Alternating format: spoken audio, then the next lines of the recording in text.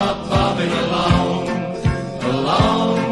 there'll be no more sobbing when he starts throbbing his own sweet song. Wake up, you sleepyheads, get out of bed, cheer up. Hello and welcome to the Red Robin podcast, powered by Budget Ties Auto Centre and 𝗕𝓸𝓫𝓲𝓷𝓼 Chartered Accountants, the independent 𝗕𝑘𝑖NGS and Rovers podcast.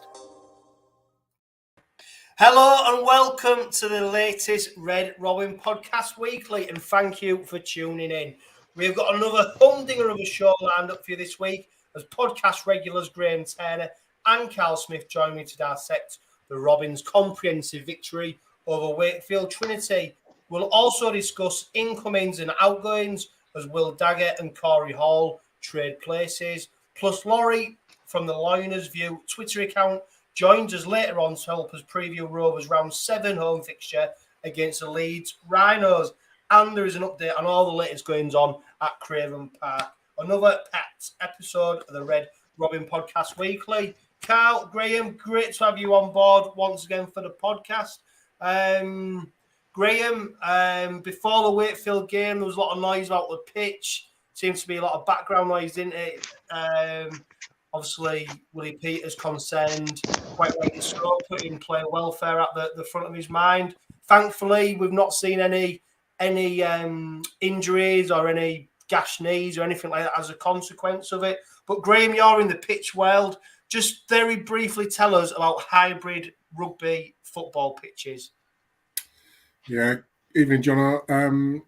So a hybrid pitch, as it says, is a hybrid makeup of natural fibres, as in natural grass, and also artificial fibres as well. So basically, it's a carpet laid down with artificial fibres in it, and then they grow grass through it. So there's a mix, and it depends on the percentage, but it depends on the nature of activity taking place on it, as well as to what that percentage of plastic fibres are. So for those of a certain age who can remember the old-fashioned boundary park at Oldham with the old AstroTurf type facility. For others, it might be the hockey type facility. It's nothing like that at all. To actually look at it, you wouldn't be able to necessarily see the plastic fibres. They're usually quite short, and they let the grass grow a little bit longer as well, so that they, when they're cutting the grass, they don't cut the actual fibres. But as with any contact sport like rugby, where you're putting your body to the ground, where you put your knees especially to the ground, there's a chance of that abrasion taking place. And I'm sure they've done all the testing about hybrid pitches. And the great thing about them is they're a lot more resilient than natural turf alone. So they can withstand more hours of usage on a weekly basis. And company I work for, we've got a couple of pilots going on, and I think we're averaging about 25 to 30 hours of usage per week on these hybrid pitches, with appropriate maintenance, of course. But for a natural grass turf pitch, you may be looking at a couple of 3 hours a week before they start to deteriorate significantly, and certainly at grassroots level that gets even more reduced, because you haven't got the experience or the know-how to know how to maintain them properly. But at professional level, I would expect that pitch to play really well. It's not like the Astros and the 3G pitches out there that we know. There's a good mix of natural turf in there. So it's something new, something that they've obviously thought about as to why they want to do that. They're looking to get more than just the rugby league first team Wakefield Trinity usage on it. They're looking to use it for other activities, no doubt to generate income as part of that.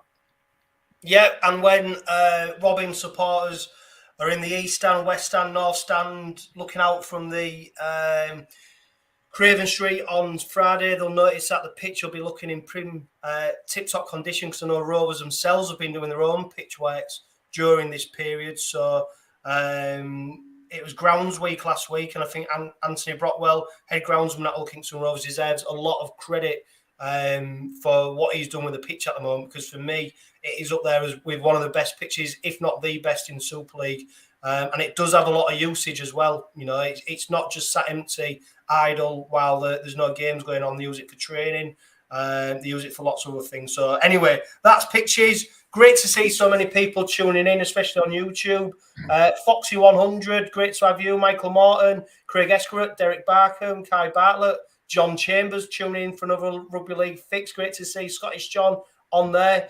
Foxy100, he's gone straight in with what's your thoughts on Corey Hall? We'll come to that a little bit later on after we spoke about the Wakefield game. Karl, I mean, you was there at the 𝗕𝗂𝗱𝗲𝗀 Stadium last Friday night.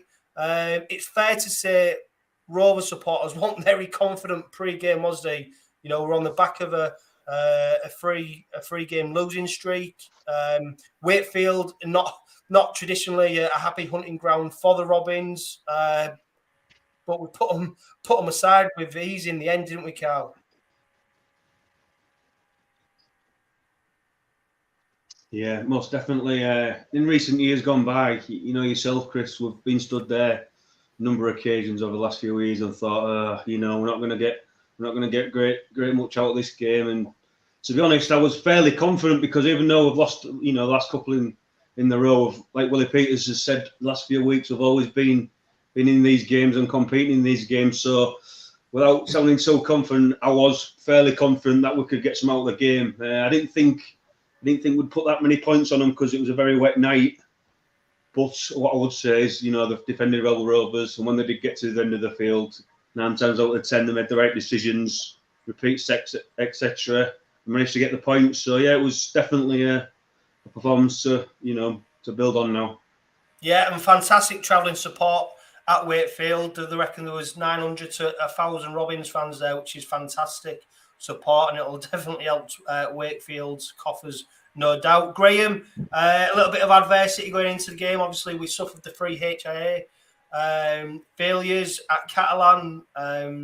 Jordan Abdul, Dean Hadley, Frankie Holton, all missing from the squad. Matty Parcell, Matty Staunton and Kane Lynette, though, came in to replace them, and they're pretty good replacements, aren't they?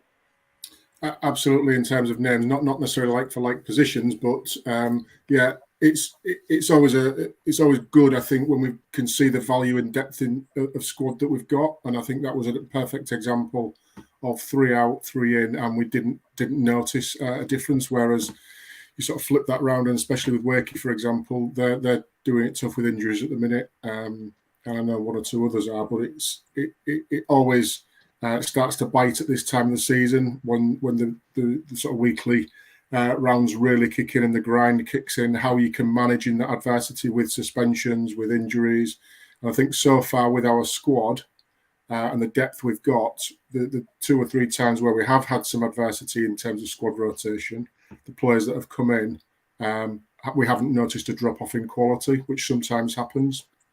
Yeah, and do you know what I meant? Just before I come on the podcast, I meant to have a look to see who's been ever present this season for the side, because, you know, we've talked about already adversity in terms of players in and out of the side, partnerships sort of not being able to be built. There won't be many players who have been ever present in that side, and to be fair, it's our forwards, prop-wise, where we're, you know, George King, Reece Kennedy, Jesse Sue, Batchelor. I'm trying to think who else will have been ever present. Mikey Lewis. I think they might be the only ones. So if you're watching on YouTube, Facebook, please have a check for me if you can see who's been ever present this season, because there won't be many players. Karl, one player who came back into the 21-man squad prior to the Wakefield game was Ethan Ryan.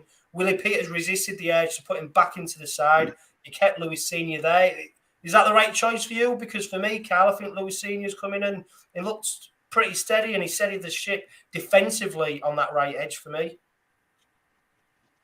Yeah, no, I was just about to say that actually when he came to me next. That second half, Rovers defending, and Senior was literally right on the touchline next to me, and he made some calls that he was forced into. Calls more importantly, so I think he needs a shout out for them calls. You know, keeps his place this week. Yeah, and he's built up a nice little partnership with 𝗕𝗂𝗱𝗲𝗀𝗃. We'll come on to the squad for the Leeds game later on, but we all know that 𝗕𝗂𝗱𝗃𝗃 won't be included in that squad due to injury. The tail of the tape, 34 points to Robins, 6 points to Wakefield. Tom Opposite with 2 tries. 𝗕𝗵𝗿𝗀𝗀, Mikey Lewis-Keane-Lynette, Lou Senior and Sam Wood with the other tries. 𝗔𝗰𝗰𝗲𝗀𝗏𝗏 was a try scorer for Wakefield. 𝗕𝗵𝗿𝗃𝗃 with 3 goals. He missed one, and Mikey Lewis missed 3 conversions. So add on another 8 points to that scoreline, and it is a pretty emphatic scoreline if we'd have got them kicks. Don Kirby says Mikey Lewis had his best game, and Kai Bartlett, he's added Senior steeled up on the right side at a really important time when our favoured left is depleted. It's a great point he makes. After 23 minutes, Graham, we're 12-0 up. Frustratingly, though, we've missed all the conversions, and luckily it hadn't come to rue. But it was a bit similar to the Wigan game, where we'd scored tries, but not able to convert. And it is becoming a feature of this Kingston Rovers side. For whatever reason, the conversion success rate is so poor at the moment. Yeah, it is. And I think on the game on against Wakefield, it didn't matter in the end. But in those close, tight games, which potentially we could have on Friday, your kicker could be hugely important in terms of determining the outcome. So if you're reliant on them knocking over 80-90% of the kicks, at the minute we must be down in the maybe 60% mark, something like that, as a conversion rate. Which, yeah, it's not good enough in terms of winning those tight games. And I was sort of reading Willie Peters' comments earlier on in the week, and he was talking about coming on top in those tight games. And if we don't get our kicking spot on, our goal kicking spot on, that could be the difference between a win or a narrow win and a narrow loss. Yeah, Karl, 𝗕𝗵𝗿𝗃𝗃 kicked 3 out of 4. Mikey Lewis took over kicking duties. Mikey Lewis started with kicking duties. Any reason for the change? Any reason why I think Mikey Lewis was starting kicking? Because we saw it previously in, I can't remember which game it was, where Mikey Lewis took over from Coop, but that looked to be down to injury. It's something we're not nailing at the moment, is it? Yeah, Graham's hit the nail on the head. You're gonna, with all due respect to Wakefield, you're gonna get away with it against teams who are performing at the minute and have got injury crises, etc. Mikey obviously started the game taking them, but the few at the beginning of the game he actually struck was from wide areas, and he's not a regular kicker. So asking him to knock every one of those on every time is a massive ask. I don't know with Cool. I don't know if it's a confidence thing, because we've seen it in the past when he's played for Saints and Queensland and all, Cowboys and all them type of teams. He's kicked at the top level for a long time. So you don't just become poor overnight, do you? I think it's definitely a confidence thing and maybe an injury thing in the past. So I think Willie's just sort of trial and error with other players. For me, Mikey Lewis should not be kicking goals. Unfortunately, he's better at doing other things than that. Yeah, it'll be very interesting to see what happens on Friday night with Jordan Abdul back in the squad, to see whether he gets picked to be the kicker or whether we persevere with Mikey Lewis or whether 𝗕𝗵𝗿𝗃𝗃 gets the nod. But I don't know. I think we need to nail who is the kicker, and we can't wait to game situations to almost identify who's successful, who isn't. This needs to be nailed before we get to the game, and at the moment it just seems to be up in the air for me. So it is definitely something we need to figure out. In that first half, Graham, a little bit of adversity. We saw Ryan Hall go off with injury very early on. We had a bench of Jesse Sue, Jez Litton, Sam Luckley and Matty Staunton. So when you lose one of your backs, your wingers, it is going to have a big problem, because it means shuffling people around. And when you see someone like Ryan Hall, who is Mr. Dependable, go off, you start to fear the worst. But Rovers sort of bounced back from that, and it didn't seem to affect them at all. I think the reshuffle was relatively straightforward in terms of shifting people across rather than moving people around the pitch too much. But yeah, Ryan Hall's a massive impact player for us. We know that, especially coming out of that backfield. And doing those hard yards early doors in the tackle count when we're deep on our own line. So it's really, really important to us. But yeah, I think it was 13 minutes. I think he came off, and whether he's going to be fit or not for Friday, we'll wait and see on that one. But he's hugely important to us. But like with any injury or any suspension, it gives an opportunity to somebody else if he's not there. And Ethan Ryan's included in the squad this week, as well as Senior and Hall. So I'm guessing they're going to give him every chance to prove his fitness for Friday. Yeah, and if he is fit, then great. If he isn't, then we've got Ryan in there who can come into the mix, no doubt. And incredibly, that 13 minutes he was on the pitch, he made 5 tackle busts in 13 minutes. So it's frightening to think what he could have done if he had stayed on, because that's a fantastic return after such a short space of time. 18-0 at half-time. Sam Wood, Lewis Senior, 𝗕𝘂𝗱𝗲𝗄𝗃 and Kane Lynette, the scorers in the first half. And it was Rovers who scored again after the half-time break. Mikey Lewis going over for a fantastic try. Lachlan Cooke converts, and then we follow that up with 𝗕𝗵𝗿𝗀𝗻𝗂𝗧𝗏 score, another fantastic try after a break by Mikey Lewis. And at 30 points in after 55 minutes, Karl, we're almost home and dry, aren't we, after a pretty comprehensive 55 minutes? Yeah, definitely. I think I mentioned it earlier, we had that second half, the time of the game he's speaking about, we actually had, I think it was 3 or 4 repeat sets. And the Rovers of old would have probably tried firing the ball out and scoring on the first couple of, tackles. But we was patient. We made them work left to right. We got the ball back. And we really put Wakefield to the sword, and we got our rewards in the end. So, yeah, there was definitely only one team in the game at that point. Yeah, and then for Rovers, 𝗕𝘂𝗱𝗃𝗃 goes over for his second try of the game, the last try of the game, on 71 minutes. That makes it 34 points to 6 to the Robins. And like we said, a comprehensive victory. All in all, Karl, a good night's work, wasn't it? Especially from a supporter's point of view, after many people had feared the worst. Man of steel points, 𝗕𝗵𝗿𝗀𝗀𝗃, he went in with 3 points. Mikey Lewis, I think many are saying it was probably his best game for the Robins this season. He got 2 points. And Rhys Kennedy with 1 point. Rhys Kennedy, Karl, he is definitely someone who I think is getting better each game. 116 metres from 13 carries, 33 tackles. He was actually our top tackler. Rhys Kennedy, for me, Karl, he's getting better every game. Yeah, he's certainly improving, isn't he? And I think that Wakefield game was definitely his best game thus far. So, we've seen a lot of forward imports come over, last 10 years or so, and some of them haven't worked out. Touch wood, Kennedy's working out so far, and he's definitely improving. So I think he could be big. We keep him fit. It could be a big play for Rovers in the next couple of seasons, hopefully.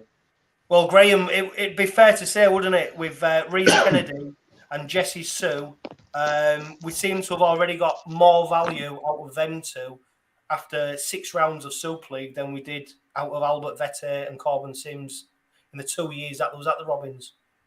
Yeah, that's probably a fair comment in terms of the levels of performance they're putting in as well. And we only saw that in very small glimpses with the aforementioned 𝗕𝗃𝗃 and Sims. It was very patchy, but I think certainly with 𝗕𝗔𝗄𝗃, he's seen a consistent level of performance of impact play as well. And like you say, with Kennedy, I think it was a few weeks ago, he had a little bit of a shocker of a game with errors and giving away penalties, etc. But last few games, he seems to have knuckled down and took on board, I'm sure, some comments from Willie Peters about his game. And I think we're starting to see, as Karl said there, some solid play from him. And again, if he can continue to build on that, and just looking at the comments now, and Derek's mentioned the word confidence, I think he's probably a player as well that needs confidence, and the more he gets, the more confidence he gets, the better he can become. So yeah, I'd like to see, like Karl says there, I'd like to see him, 𝗕𝗔𝗄𝗃, continue the form that they're in and improve this season in terms of only being 6 games in. And yeah, there's compliments all around them with the likes of King, Staunton, Hadley, etc., whoever else, to come in and do that work with them. If they can continue to sort of set a benchmark for people, then yeah, it should put us in pretty good stead. Yeah, 41 missed tackles from Wakefield on Friday night. Couple that with a sin bin into Sam Hewitt. They're always going to be up against it, aren't they, with stats like that? And the last thing they needed was a man being sin bin, but it was a horrible crusher tackle on Mikey Lewis. Mikey Lewis, in fact, was our top meter maker. He made 124 meters from 18 carries. It was also the second most tackle busts with 6 tackle busts. Mikey Lewis, he struggled a little bit in the first couple of games, Graham. Fair to say. I think probably because he was starved of the ball quite a lot. We saw that left edge attack so prominent. Jordan Abdul leading it. But Mikey Lewis seems to have grown a lot more into his position the longer the season's gone on. We're only into, round 7 on Friday, of course. But Mikey Lewis is starting to see, what I've noticed, Graham, we're starting to see a bit of more control from his game. But we haven't lost that evasive running. We haven't lost that spark, that creativity. There just seems to be a bit more finesse to it now. Yeah, I think that's probably testament to him and the whole setup around him of how he's being asked to play. And we know he can do the off the cuff stuff, and we saw examples of that on Friday night with the break. His tackle bust, like you're saying, and the break from 𝗕𝗂𝗱𝗲𝗄𝗧's try as well. And he can do that, but he needs to learn when to do that. When's the right time to do that? He can't do that every single play, otherwise he'll get found out. He needs to inject himself into the play at the right time. And I guess working with Peters, Danny Maguire, the longer they spend combinations with Abdul, and he familiarises himself with the other players around him, the more control he can exert. And he's looking so far that he's physically as well. He looks like a different player to the one from 12, 18 months ago. He looks very very muscular now and very very strong himself, which will help him not only from an attacking perspective, but help him in his defensive role as well. So, with a lot more guidance under his belt, he's still learning his craft, no doubt, and he'll still make some rash calls, no doubt, about when's the right time to play. But that's all part of his learning, and the more he can do and the more he can learn from that, the better player he's going to be for us. Yeah, definitely. Karl, 𝗕𝗵𝗿𝗀𝗲, he got 3 Man of Steel points. Do you agree with that? Do you think was he the best player on the park for the Robins? It was certainly one of them. I thought his ball handling was fairly decent out the back, and I think he's obviously tried proving a point with. I think it was the previous week he he dropped or he wasn't starting or something. He wasn't in the 13, was he, the week before? And I think he's come out obviously to try and prove the coach wrong, give the coach a headache, and I think that's what he's done. And it's been rewarded with 3 Man of Steel points. So yeah, I think he was definitely one of the best ones on the field, Chris. That's for sure. Yeah, and let's stick with Wakefield and Hull Kingston Rovers, because yesterday we saw the news announced that Will Dagger will be departing the Robins. At the time, he was Rovers' longest-serving player after signing from Warrington back in 2017. He has gone to Wakefield, and in place of him, Rovers have signed Corey Hall, 20 years old. He has played 30 times for Wakefield, scoring 9 tries. A Leeds Rhinos Academy graduate, a player that's been much coveted by the Robins. I think they've tried to sign him a couple of times over the last 18 months, offering transfer fee as well, but Wakefield have rebuffed them offers. Wakefield, of course, in an absolute mess, especially in the fullback position, hence why I think they've been keen to get this deal done. Will Dagger going straight into the Wakefield squad for their fixture this weekend. Corey Hall coming to the Robins, but not named in the 21-man squad for Friday. Catch you by surprise, this one, Graham? It did a little bit, yeah, if I'm honest. I think first and foremost, I'm sure many people will wish Will Dagger well as well. He's obviously still a young player and ambitious for first team football. His contract was up at the end of this season, and whether he's been told his contract wasn't going to be renewed, I'm not sure. But he's seen an opportunity to go and get regular first team football, which for him will be what he's craved. And I think he's been unlucky in terms of the fullback position with Adam Quinlan, with Lachlan Coote, etc. Trying to oust one of those for that number 1 jersey has been very, very difficult. He's certainly been a player that I've enjoyed watching for Rovers over the 5 or 6 years that he's been with us. Unfortunately, he's only racked up, an average of maybe 9 or 10 outings each season, which is not great for his development. Excuse me. And it's not good for him, in terms of being able to put in a consistent performance and own a jersey for the season. So yeah, wish him well first of all. Excited also by the opportunity to see what Corey Hall can do. Strange one in terms of how's he going to react from being an established Super League player playing 30 games with Wakefield week in, week out, to then coming across and potentially not being first team player, which is what Dagger's moved the other way to be. So it's an interesting one to see how that dynamic will play out about Hall's appearance, because it's not as if we're short and outside backs in the squad. No, and you know what? As soon as we announced that deal, my first thought was, I hope 𝗕𝘂𝗱𝗄𝗁𝗁𝗃 ain't as bad as what we first fear. Willie Peters has said it's a minor groin strain, so we shouldn't have anything to worry about there. And like you said, it is a new challenge for Corey Hall in that he's gone from regular first team rugby. He's likely to play a backup role, but I suppose, Karl, this is good planning by the Robins, isn't it? We've got Sean Kenny-Dowell potentially finishing his career at the end of this season. Nothing confirmed yet, of course, and he might go around again for one more year. But to get someone like Corey Hall into the setup early in preparation for that, rather than waiting to the end of the season and then expect him to find his feet very quickly, it seems to be a smart bit of business, especially, I think, when, let's be honest, Michael Morton says Corey Hall, a great signing, but sad to see Dagger go. Kai Bartlett says, great to see a young, valuable player return for a player that was probably going to leave on a free at the end of the season. He never took a backward step. But let's be honest with Will Dagger, the fact he wasn't able to regularly play in that fullback role is because he'd probably reached a certain level. And the harsh reality of it is, if Rovers are to kick on, we need to improve and get better players. And what you would say is that, on the face of it, Corey Hall looks a better proposition going forward than what Will Dagger does. And for me, Karl, I think it's a smart bit of business. Well, Rovers have certainly got the better end of the stick there, haven't they? Like Graham was saying, it's caught us all by surprise a little bit. I think Dagger's been, is he the longest serving player in the squad at the minute or something like that? He was. There's some stat kicking about, and I think he's only played 50 odd games in a space of about five seasons, if I'm right, something like that.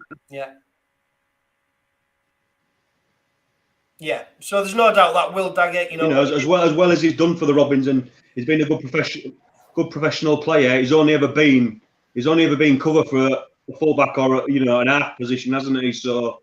And I don't think there's any room for sentiment, unfortunately, in professional sport. So, you thank him and you wish him well, and you see him move on with your utmost respect. And regards to Corey Hall, the Rovers obviously see him as the future, don't they? They've certainly got.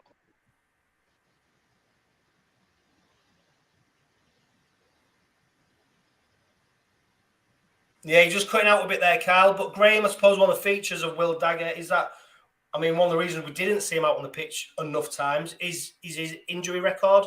It wasn't great, was it? And, there was so many times where you thought all he's got to do is put together a run of games and it'd be, that he could make that full-back position his own. Obviously, we've seen him feature in a couple of other positions as well, but he just, that injury record just held him back so much, and hopefully he'll get a good run at it at Wakefield. He won't come back to haunt us, of course, when we play them again. But for him personally, let's hope he gets a good run of games. But injury-wise, it just didn't work out for him.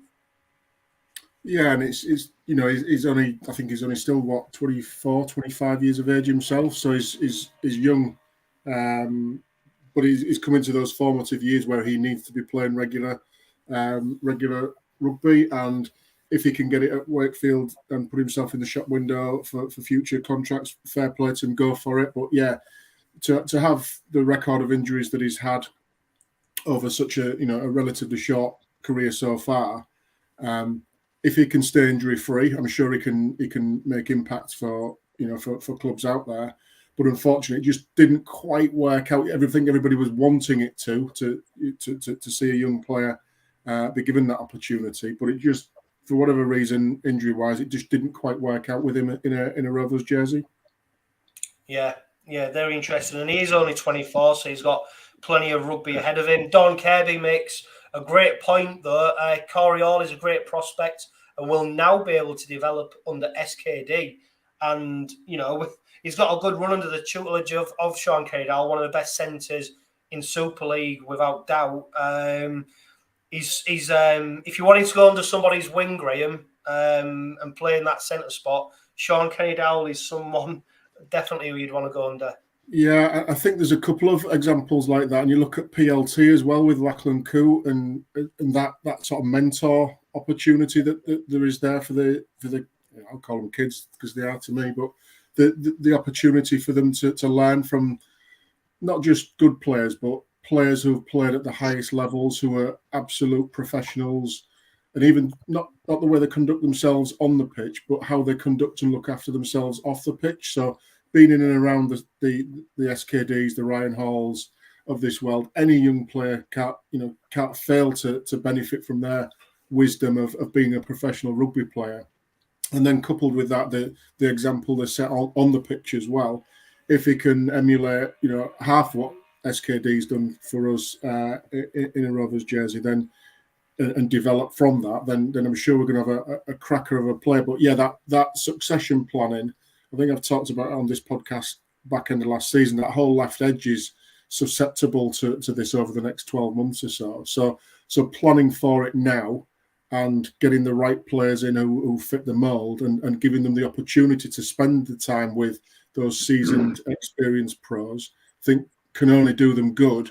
I just worry, as I say, from that perspective of Corey Hall, of playing week in, week out in the first team at Wakefield, to then potentially being a bit part for the next 12 months or so with Rovers. And does he just become a reserves player? Does he get bit parts, and is he happy with that? How does that work? And I know it's a 2.5-year deal that he's signed with us, but that must be just a jolt to his system, perhaps.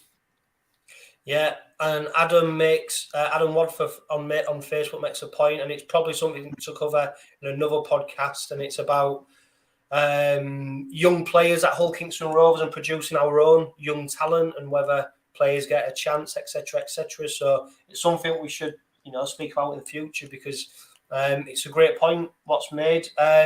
On Corey Hall, the last thing I'll say is, if you want to see how highly rated he is, just go out on social media, check out Wakefield's Twitter feed, etc., etc., and that gives you a good indication of how unhappy they are that he's departing Wakefield. I think it was the same sort of reaction, John, when they found out Batchelor was leaving. That was how highly they regard Corey Hall. I went straight onto their social media to have a look at and see what they thought, and they were up in arms that they were losing this calibre of player. No, and you won't see anyone happy that he's departing. At this point, I'm going to bring in Lawrie, Leeds Rhinos fan. How are you doing, Lawrie? From the Rhinos View Twitter account. It's great to have you on board. Before we speak about the Leeds Rhinos game on Friday night, the reason I wanted to bring you in early is because, as well as signing Corey Hall, the Robins have also pinned down Ryan Hall for one more year. That'll take him to 36. He signed a 1-year contract extension, 50 appearances for the Robins, 33 tries, and plenty of metres in between that as well. He's a phenomenal player, and he's definitely like a fine red wine, getting better with age. Lawrie, would you take Ryan Hall back at the Leeds Rhinos? It depends on what capacity. Absolutely amazing player. Some of the best memories I've ever had supporting Leeds have been involved in Ryan Hall. So I think possibly his age is possibly a bit too much for us now, but the guy is absolutely incredible, and fair play to the lad. He signed a new deal for you guys. He's a great player, and he's he's one of those players that will always give no matter what, 110%. So fair play to you for signing him down. He's a great talent. And let's be honest, he'll still score class tries no matter what. So, but it'd be intriguing. We've always said we wondered if he'd end up moving into the forwards, but I don't know. I've not seen too much of how you guys play, but if you just still play him out the wing. But he's always been a player who I've always thought, you could give him a couple of games, be as a prop just to say or something like that. But he's a great talent, and fair play to signing him down, guys. Yeah, and Karl, I think a few people outside of Hull Kingston Rovers sort of sniffed a bit when we did sign Rhino, expected him to be done. People thought we'd be signing a dud, but he's absolutely put that to bed. His meters that he makes are phenomenal. He's averaging well over 150 meters a game. Every game, he's averaging over that. Like Lawrie said, surprised maybe he's not moved into the second row of his power, but he seems to be that impact player, doesn't he? Where he don't want to be constantly the battering ram, but when he gets his opportunity, he guarantees his meters on that pitch. Yeah, I've said it a couple of times tonight about certain players, and he's definitely been one of Super League's top pros, hasn't he, for a long, long period of time. I know he went to the Roosters, and it sort of didn't work out for him. And when he signed for the Robins on the back end of that, everybody's thinking, is he coming for a payday? The best days behind him. But to be fair, him and SKD have been absolutely tremendous since that time. And you can't knock anything you're doing. And the biggest thing for me, I think even Ryan said in previous interviews, it's not all about scoring tries for him. It's about bringing that ball out of backfield and getting your team on the front foot when you're deep in your own half. And he definitely starts our attacks off, especially them forwards. And like Lawrie says, he does carry the ball like a forward. Sorry, so you wouldn't put it past him doing a year in second row. That's for sure. Yeah, and when I look, Graham, if I'm right, he's only 19 tries behind Danny Maguire in the all-time top try scoring records. I wonder if that's on his mind, thinking if he can beat his former teammate, and of course his coach now. Of course it is. There's no way he's not looking at that number and going to go for it. Absolutely. He's a legend already in the game, but that would just sort of cement that place, I think. He's always going to score tries if you give him the opportunities. He's too big and too strong when he gets close to the line sometimes. And I think for many of us, and me included, I've been super impressed with his whole attitude towards playing time with us. And I think, was it 33 and 50 appearances? You said something like that.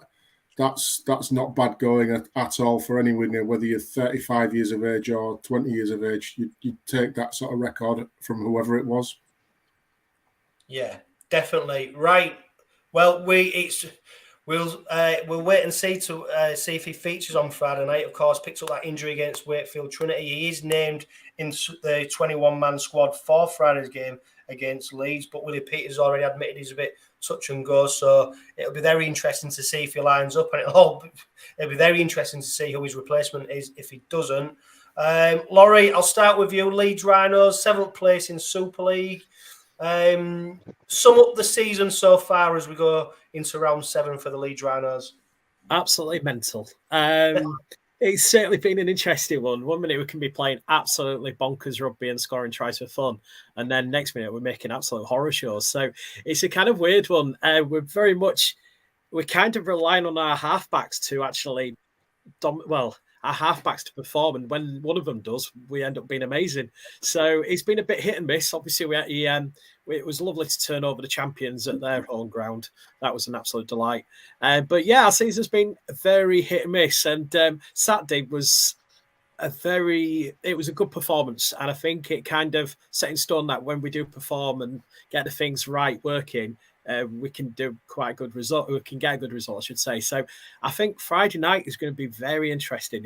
I'm quite intrigued by how it's going to go. And what do you put down the inconsistency down to, Lawrie? Is it players not being fit at the start of the season? Has Rowan Smith been chopping and changing the side? Is there any other factors that have played a part in it? There's a few for me. I think it is a case of the form of Austin and Caesar. I mean, there are two starting halfbacks, but they have been so inconsistent in working together, or they both don't work together, and it causes literally nothing to occur. To be fair, our first team only really had like one first team outing, and it was against you lot at your ground at pre-season. So they didn't really have much of a full season pre-season where we actually had game time as a starting 13. And so it's been a bit of an intriguing one. I do feel though that, as we proved last year, it can take us a little bit of time to get used to it, and then once we get a pattern going, we can actually be quite a good team.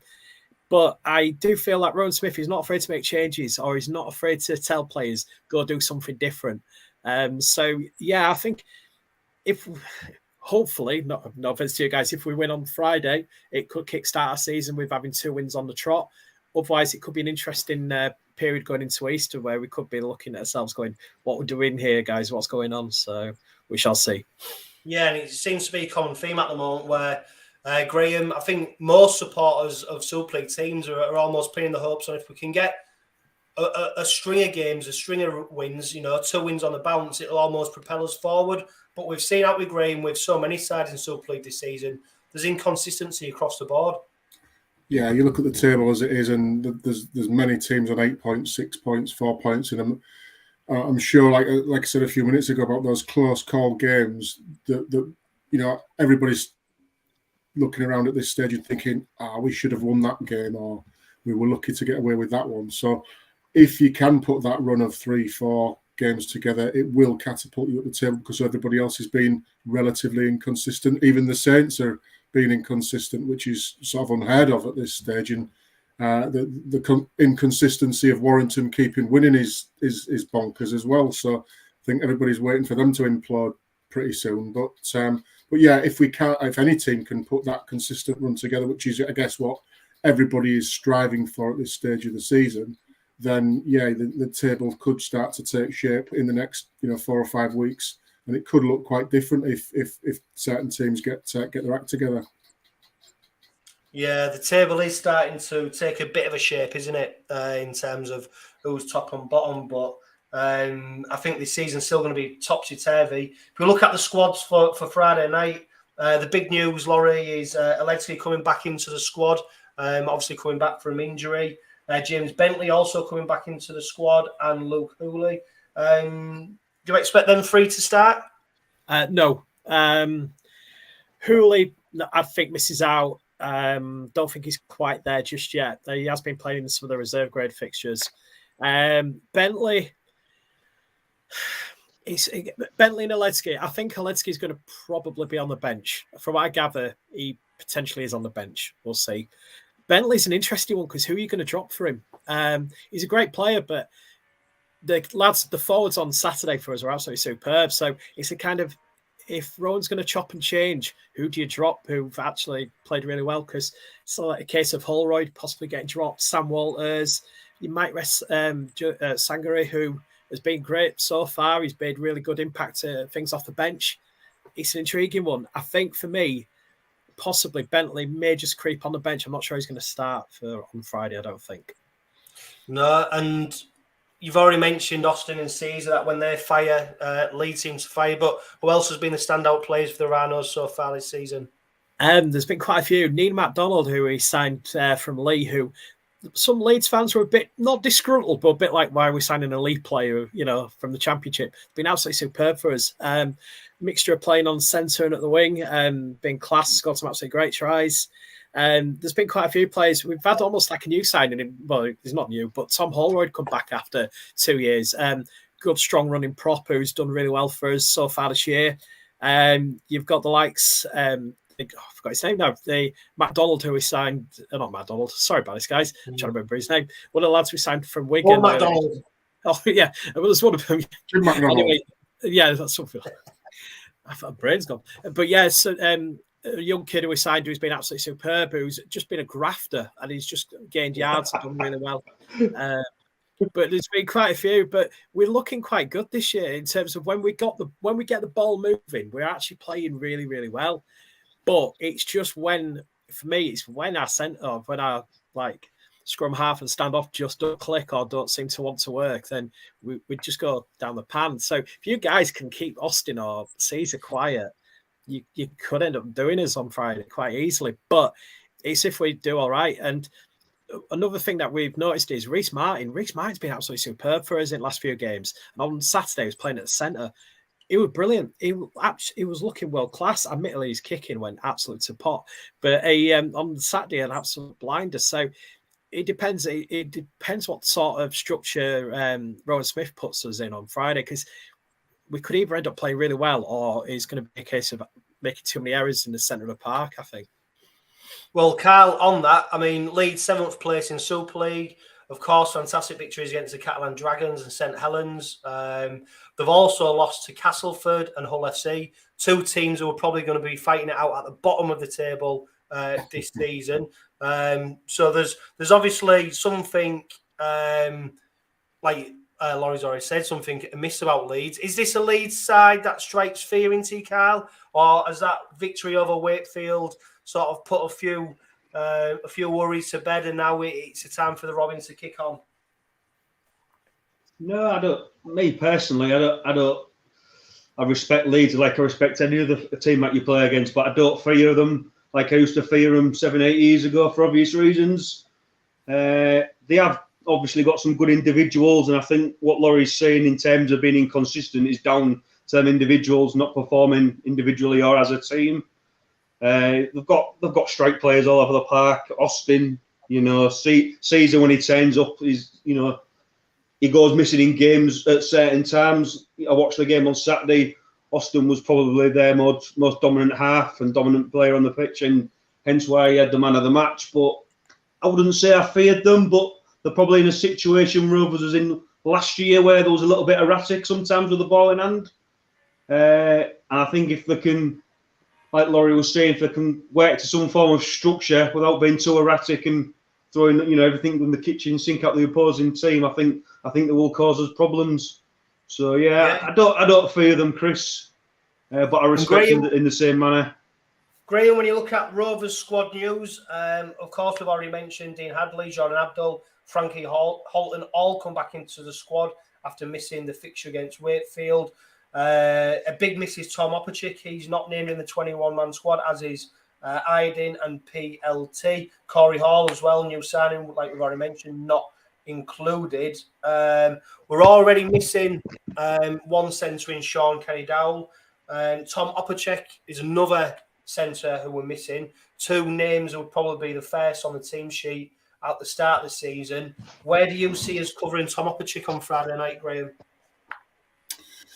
Yeah, I think it's going to be an interesting one. So you've got players like Sam Wood potentially. You've got potentially Batchelor, who could do a job in centres to cover that. So I think whoever we put in there needs to be on it on Friday night, because I think, having watched Leeds on Saturday, that outside backs area, the centres area, was a key strike area for Leeds.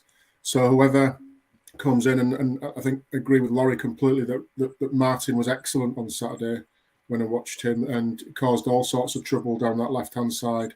If he can just bring those kicking boots with him that he wore on Saturday, that'd be perfect. Yeah. It looked like he had them on the wrong feet, but if he can just make sure he puts them on the wrong feet again on Friday night, that'd be perfect. Yeah, whoever goes in there, Chris, I think they need to be on the guard, because I think is it Harry Newman on the other side as well, Lawrie, that plays centre. I think there's two excellent players there who can cause damage with ball in hand.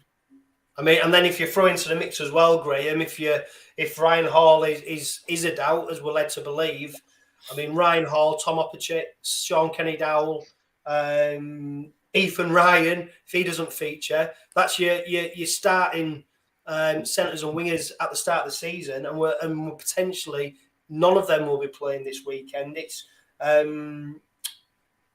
little bit of a worry for me, Graham. I mean, like we said, Tom Opperchick has been so sound in defence for the Robins this season. He's just built up a little partnership with Lewis Senior. We've seen him add some strength to that right-hand side. And we've got to now see another partnership on that right-hand side, which, again, causes problems. And I've seen some suggestions that Rowan Milnes might fill in at centre on the right now that Jordan Abdul comes into the side, and he'll play obviously at halfback. But we're getting into the territory now of square pegs in round holes, which we've been fortunate enough not to do so far this season. Yeah, which is why I think with somebody like Batchelor sliding out one place and bringing in somebody like Holton, for example, to cover for Batchelor is not such a drastic move of square pegs and round holes. I think Batch filled in there on a couple of occasions when we've had a bit of adversity in the game. So yeah, you're right that those starting players, the ordinarily ones the ones that we would class as our centres and wingers and started round one, but we've got to deal with it. We can't feel sorry for ourselves. It's an opportunity for those other players who do come in to stake a claim for the jersey, and I'm sure they would want to be doing that and be hungry for that rather than be sat on the sidelines wishing they were on there. So they've got a point to prove, I'm sure, to Willie Peters. So whoever it is that comes in and takes over those jerseys, I expect nothing less than 100% from them anyway. Yeah, Adam Ward firstly says John Abdul at centre and keep Lewis and Milnes in the halves, perhaps keep the winning halfback combination from last week. That would be an interesting one. Lawrie, when you look at Ulkingston Rovers, we're fourth in Super League. Some good off-field, good signings in the off season. The prior to the Wakefield game, of course, we'd had 3 defeats. The Wakefield game, a pretty comprehensive victory. When you look at the Robins, is there something for you to fear there? You can't rule out Mr. Lewis causing chaos, can you? So he's one player that I fear that if he gets his game on or he gets his game boots on, he can easily take your side to a different level. So I'm intrigued by how he goes on Friday. See, because I've got a feeling that halfback battle is going to be quite intriguing, especially if you play Abdul up there with him. That probably is how the game's going to go, isn't it? In theory, I think your overall side, when you look at all the players, actually quite decent. You've got some players in that squad who can easily cause damage to teams. I think very similar to us. It's a case of getting a team to gel. I know hearing what injuries you've got, it's almost a case of just making sure that if you get all those guys to get them all fit and everyone's back to playing, you'll be all right. I think it could be. I think we might have an interesting battle against you on Friday. I think. Yeah, and if you look at how Rowan Smith set up your side, obviously, I mean, you can't dismiss Leeds grand finalists last season. I remember it's still etched in my mind that terrible 12-0 performance from the Robins at Headingley last season. It absolutely stinks. I'm still having nightmares about it now. It was absolutely horrible, wasn't it, Karl? So yeah, but obviously Rowan Smith's got to tune out that Leeds Rhinos side. Like you said, a slow start to the season so far, but they have managed to pick up results. If you was to hang your hat on one play or one thing that Leeds could do on Friday night, what would it be? I'm going to say 2 players who I think, if I don't want to be giving you guys ideas here, there's 2 players who don't worry, we're not playing. I 2 players, Cam Smith and Jared O'Connor. As daft as it sounds, them 2, they create a lot as well. So if you can keep them quiet, then you also keep other players quiet of our team. It's a bit, intriguing in that way. Cam Smith, I would say, is probably the best loose forward in Super League at the minute for me. The guy is incredible. He does a lot of graft, a lot of work. And at the moment, he's proving to be a bit.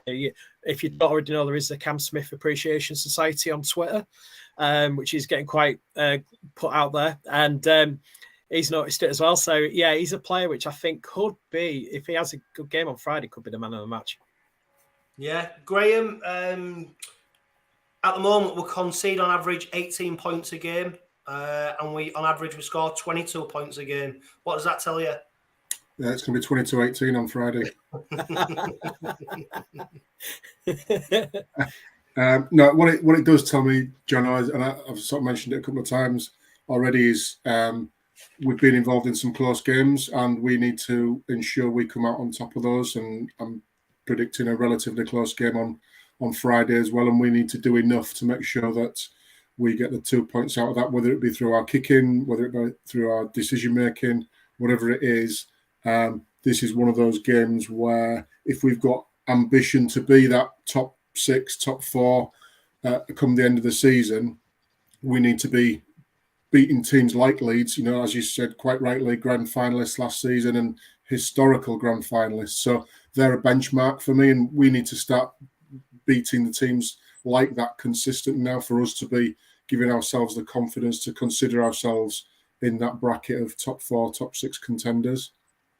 Yeah, and Karl, I agree with Graham. I think it's going to be a bit of an arm wrestle game. And Rovers have shown that as long as they can keep close to the opposition score, that we've got a good chance of winning. I know we've already mentioned injuries, and some of these are potential injuries and potential players missing. But do you think we've got enough to beat Leeds on Friday night? In a word, yes. But like Graham was saying a second ago, I think Leeds are one of those sides that are very similar to us. As the old saying goes, you need to be beating them sides in and around you to progress. So for me, I think Rovers will use home advantage to obviously their own advantage, and I think they'll come out winners 18 points to 12. I'm predicting. Yeah, and Lawrie, you've already said, if certain players play to their potential, you can't see any reason why Leeds Rhinos won't win. And if they hit top gear, there's no doubt that Leeds have got the players to score points past the Robins. What's at the back of your mind, though? What is there any reason why Rovers should be a bit more confident than maybe what you are? That's a very good question. I don't know. It's intriguing. If I'm going to slightly answer this in a bit of a weird way, if it's close at half time, I'm going to say it's Leeds' game. If you're easily winning at half time, we've got to stage something monumental to come back, and I'm not sure we can maybe do that twice in a week. So I think it's a bit one of those. In fact, that's going to be a bad prediction on this, by the way. I'm not even going to give a score prediction. If it's close at half time, it's Leeds' game. If it's not, if you're winning quite easily, we ain't going to be coming back. I don't think it would take a monumental effort to come back and get a second victory like that in a week. Yeah. Well, Lawrie, let's hope it's not close at half time then, and let's hope Rovers are 30-0 up at half time, because that should see the game for us, and it should be 2 points staying at Craven Park. But Lawrie, thanks for your contribution, mate. Really appreciate it. Really appreciate you coming on, and hopefully we'll catch up later on in the season as well. No problem, anytime. All right, take care, Lawrie. No, it's good. Thank you. See you, mate. Yeah, it's a really intriguing one, lads, isn't it? And do you know what? I'm pretty confident about this one. I think with the options we've got at halfback, with the way our forwards are playing, the only worry I have is if we don't have someone like Rhino playing. Where are their meters out of back play going to come from? We've seen Sam Wood, he got 118 metres against Wakefield. Michael Lewis, obviously, he made a couple of breaks against Wakefield and led us up the pitch. But it's hard to replace them 115, 120, 130 metres, isn't it, Graham? It absolutely is, but we've got to do it. If Ryan Hall's not there, he's not going to be around forever. So what's our solution? We can't just give the ball to him every single time and hope he's going to do it, because there are going to be occasions where he's injured and not there. So we have to do something different. And if it's Sam Wood having to do it, if it's Louis Senior having to do it, if it's some of the forwards are having to take a couple of extra shifts in, then it has to be done. But we've got enough, I think, to be testing Leeds out. As I say, watched them on Saturday in the first half. There was a couple of dodgy calls that could have gone either way, but the Catalans were fully deserving of the lead on Saturday. But as Lawrie said there, that spirited comeback that they had second half, I just wonder if that's taken any toll mentally on them as well, not just physically, but mentally as well. And if we can get on top early and dominate them, then how do they react to that? So yeah, in terms of the personnel that go out there, expect nothing less than 100%. We've got to be confident. We're at home. It's going to be noisy under the lights. Craven Park. It's going to be hopefully rocking. everything's going to be set up for the players to perform. So let's give them our backing and let's roar them home. Yeah, great point. We need the east stand rocking. We need this north stand bouncing, and we need the west stand to at least stand up on Friday night, because we can all play our part in getting the Robins over the line on Friday night. I'm looking forward to it. I think it's going to be a fantastic game, and I'm really confident that the Robins are going to come away with the 2 points. Finish on some more positives. The women's side, they got a 58-6 victory over Swinton at the weekend. Fortunately, their game against Widnes on Sunday has been called off. That's to be arranged. You guys have been listening to the Red Robin Podcast Weekly, powered by Budget Ties Auto Centre and Chartered 360 Chartered Accountants. Huge thanks to Graham and Karl and Lawrie for joining me on this week's edition of the podcast. But for now, live, love, laugh and be happy.